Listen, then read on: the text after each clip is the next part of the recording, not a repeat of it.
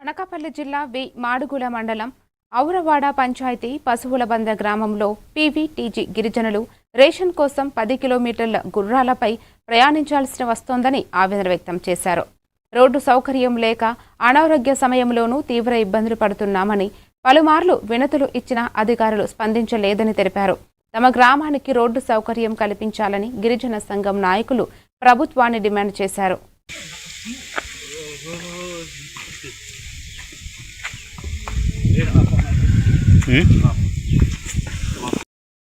అందరికీ నా హృదయపూర్వక నమస్కారము. మాది పసులబంద గ్రామము. నా పేరు శ్రీగిరి కామేశ్వరరావు. ఎనకాపల్లి జిల్లా మాడుగుల మండలము ఔరవాడ పంచాయతీ. మేము సుమారు ఈ గ్రామంలో 70 ఏళ్ళు దాటిపోయినా మాకు సరిగా రోడ్లు లేకపోవడం చాలా ఇబ్బంది అయిపోతున్నాము. అదే రైస్ బియ్యంకి నేను తెచ్చుకోవాలని కూడా 10 కిలోమీటర్ల నుంచి వెళ్ళి నాకు గుర్రాలతో వెళ్ళి తెచ్చుకోవడం అవుతుంది.